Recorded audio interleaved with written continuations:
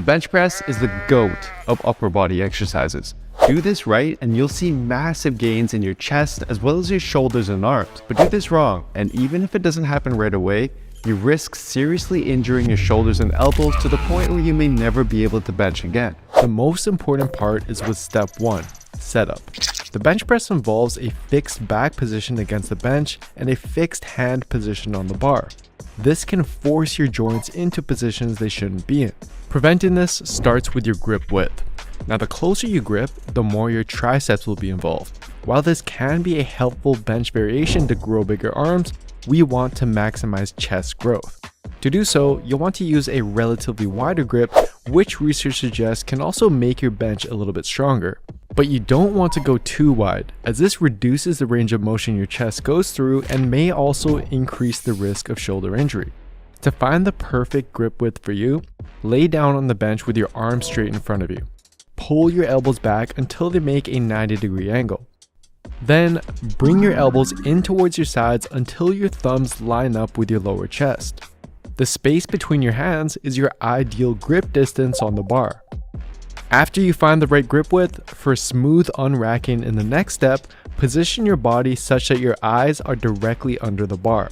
And when you grab the bar, make sure your thumb isn't on the same side as your fingers. This is known as a suicide grip, and for a reason.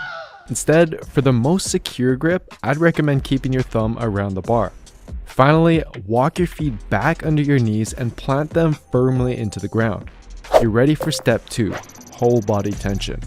Before you even consider unracking the bar, you need to activate various muscles that will help unlock your strength and keep you stable as you lift. Let's start with the lower body. Use your quads to push your feet down into the ground and use your glutes to drive your knees out. Then, activate your lats by bringing your armpits down to your hips. You can imagine there was a band attached to the bar pulling it back as you try to pull it forward. Next, we want to create an arch in your upper back. Some competitive powerlifters take this to the extreme to help them reduce the range of motion so they can lift more weight. But this may not be the best for growth, and it does require a lot of upper back mobility.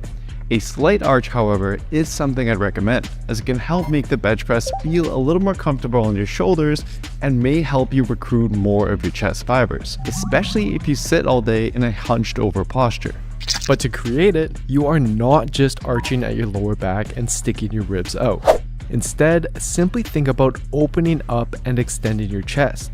This should create a little bit of space between your back and the bench as a result. Once you've set your arch, straighten your wrists by pointing your knuckles to the ceiling. Then, through your nose, take a deep 360 breath into your abdomen and brace your core as if someone were about to punch your stomach. You're ready for step 3, unracking. This is where most people lose all their tension and mess up their bench press before they even started. To avoid this, maintain your arch and stay tight, then push the bar up to get it off the rack. From there, you want to use your lats to pull the bar into the starting position right above your shoulders. Then, re-engage your lats by thinking about bending the bar in half. You're ready for step 4, descent. The most common mistake people make here has to do with the bar path. Unlike the squat and the deadlift, during a proper bench press, the bar should not travel straight up and down. This form can aggravate the shoulders by placing them in a compromised position, and it also won't be the best form to activate your chest. In fact, one well-executed study compared the bar path of novice benchers who could bench 225 pounds to elite benchers who were lifting well over 400 pounds. As you can see, in both cases, they don't bring the bar straight down. They bring it down and slightly forwards. But it's important you do this properly. First, avoid letting gravity just drop the weight. Instead, actively pull the bar down by using your back muscles to squeeze your shoulder blades together. Focus on pulling the bar down towards your lower chest, right around the level of your nipples.